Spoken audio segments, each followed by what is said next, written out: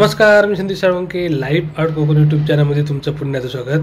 आज आपण जाणार आहोत आचरे गावामध्ये आणि त्या ठिकाणचं श्रीदेव रामेश्वर मंदिर बघणार आहोत आपण. आणि या मंदिराला इनामदार श्रीदेव रामेश्वर मंदिर असा या मंदिराचा उल्लेख केला जातो.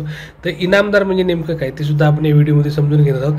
तर आता मी जाणार आहे आचरे गावामधलं हे मंदिर बघायला. आणि कोकणातील एक अप्रतिम असं मंदिर आणि सुंदर मंदिर परिसर आहे. तर आपण संपूर्ण मंदिर परिसर बघणार आहोत. शिवाय आपण ड्रोनच्या माध्यमातून आजूबाजूचा परिसर आणि मंदिर कसं दिसणार आहे ते सुद्धा बघणार आहोत. तर हा संपूर्ण व्हिडिओ पहा आणि तुम्हाला या व्हिडिओ मार्फत तुम्हाला या मंदिराबद्दल संपूर्ण माहिती मिळेल. तर आता आपण आचरा, तालुका मालवण, जिल्हा सिंधुदुर्ग या ठिकाणी.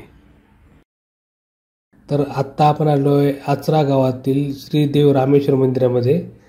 संयुक्त रत्नागिरी जिल्ह्याच्या गॅजेटमधील नोंदीप्रमाणे या मंदिराचा इतिहास पुढील प्रमाणे. कोल्हापूरच्या छत्रपती शाहू महाराजांनी इसवी सन 1742 मध्ये या मंदिराच्या आसपासची गावे मिळून वार्षिक 2500 रुपयांचा उत्पन्नाचा प्रदेश इनाम दिला होता.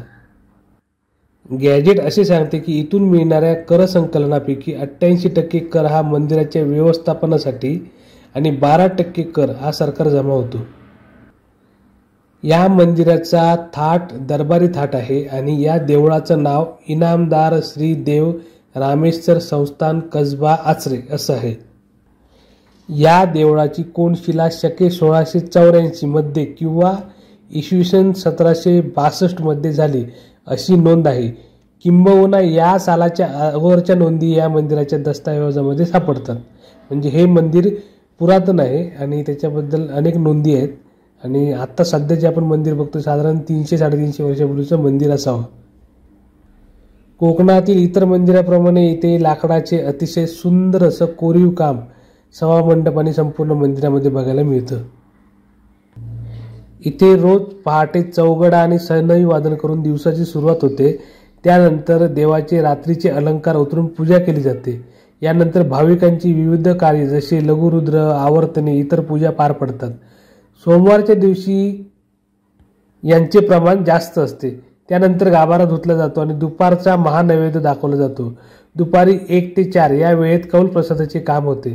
त्यानंतर 4:30 ते 5च्या आसपास अलंकार आणि पोशाखाने देव सजवला जातो.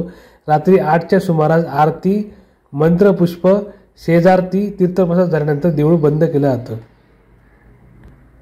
रामनवमीच्या उत्सवात चैत्र शुद्ध प्रतिपदा ते एकादशी, ललिताची रात्र, हनुमान जयंती, महाशिवरात्री अशा दिवशी मंदिर 24 तास उघडे असते. या मंदिराची खासियत म्हणजे पु ल देशपांडे, कुमार गंधर्व, सुनीताबाई देशपांडे अशा अनेक कलासक्त मंडळींचं गायन वादन व इतर गायन वादन या श्रीदेव रामेश्वरांसमोर झालं आहे. या संस्थानात साजऱ्या होणाऱ्या प्रत्येक उत्सवावरती संस्थानी थाटाची छाप असते. आजही येथे चौघडा, नौबत, तोफांचे आवाज निनादतात. महिनाभर चालणारा कार्तिकोत्सव, पिढ्यानपिढ्या कार्तिक महिन्यात चालणारा संगीत महोत्सव, तसेच गुढीपाडव्यापासून रंगणारा त्यानंतर रामनवमी उत्सव, सर्व सणांवरती राजेशाही थाटाची छाप दिसते. गुढीपाडवा ते रामनवमी या ठिकाणी जो मोठा उत्सव साजरा केला जातो. आणि गुढीपाडव्यापासून उत्सव मूर्ती म्हणजे श्रीरामाच्या मूर्तीची मंदिरास प्रदक्षिणा होते.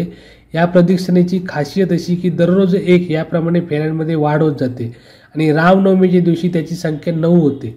म्हणजे 9 फेऱ्यांमध्ये पर्यंत एक फेरी वाढून 9 फेऱ्या असं रामनवमी दिवशी 9 फेऱ्यांची फेरी असते. इथल्या उत्सव परंपरा अजूनही काटेकोरपणाने जपलेल्या आहेत. येथे दर महिन्याच्या दोन्ही पक्षांच्या दशमी एकादशीला पालखी, मशाली, हुद्देदार, ढालदार, चोपदार, ढोल, चौरी, अब्दागिरी या सगळ्या गोष्टींसह निघते. हे देऊळ जरी भगवान शंकराचं असलं तरी पालखी श्री विष्णूंची आहे. कोजागिरी पौर्णिमा ते कार्तिक पौर्णिमा येथे कार्तिकोत्सव साजरा होतो. या ठिकाणी फोपळीची होळी केली जाते. वांगणी गावातून हे फोपळीचं झाड वाजत गाजत मिरवणूक काढून आचरा आणि हा उत्सव रंगपंचमीपर्यंत साजरा केला जातो. आणि या ठिकाणी दर 3 वर्षांनी डाळापस्वारी होते आणि गावपळण सुद्धा दर 3 वर्षांनी होते. आणि हे दोन्ही सण हे अजूनही लोकांसाठी एक आकर्षणाचं केंद्र आहे. कारण अजूनही या ठिकाणी पारंपरिक पद्धतीने डाळापस्वारी आणि गावपळण होते.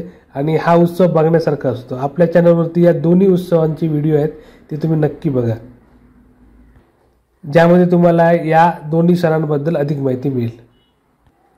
आणि कोकणातील एक अनोखं आणि म्हणतात ना की अजूनही व्यवस्थित वेल मेंटेन, कारण इथल्या ग्रामस्थांनी आणि इथल्या सर्व लोकांनी 12-5 मंडळी, मानकरी मंडळी आणि सर्व यांचे मंदिर व्यवस्थापन समिती आहे, सर्वांनी हे मंदिर व्यवस्थित अजूनही तसंच मेंटेन केलंय आणि भविष्यातही याचा जीर्णोद्धार करताना ते तसंच राहील याची काळजी सुद्धा यांच्याकडून घेतली जाणार आहे. आणि हे मंदिर आपल्याला असंच एक कोकणातील संस्कृतीचं आठवण करून देणारं मंदिर आणि एक सुंदर असं मंदिर आपण बघतोय.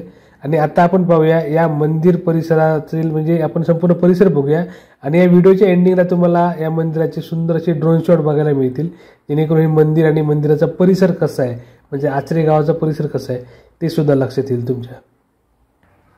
तर अशा प्रकारे आपण अजून एक सुंदर आणि अप्रतिम असं कोकणातलं मंदिर बघितलं, ते म्हणजे श्री देव रामेश्वर मंदिर, आचरे, तालुका मालवण, जिल्हा सिंधुदुर्ग. सुंदर अप्रतिम असं मंदिर आहे आणि अजूनही तेवढ्याच पद्धतीने सुंदर असं मेंटेन केलं आहे, व्यवस्थित सुस्थितीत आहे सगळं, म्हणजे पुरातन बांधकाम असून पण सुंदर.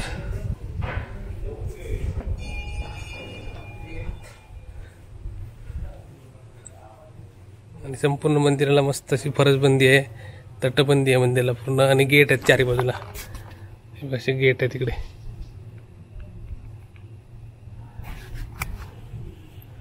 आणि प्रशस्त असा परिसर. इकडे ही आपण बघतोय ती मंदिर परिसरातील विहीर.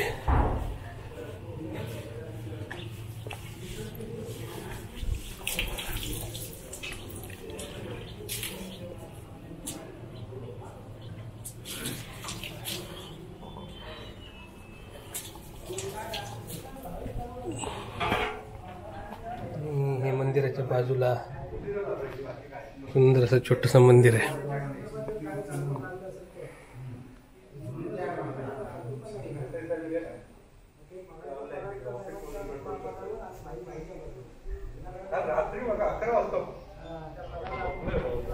आणि भव्य दिवस मंदिर बनणार, जसं पुरातन मंदिर आहे तसंच दिसायला असेल मंदिर.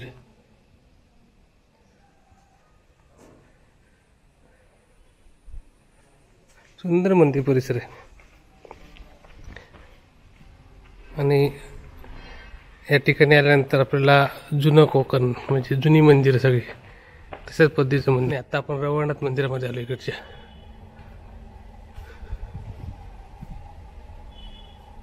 हे बघा लाकडी नक्षीकाम आहे सुंदर असं, श्रीदेव रवळनाथ.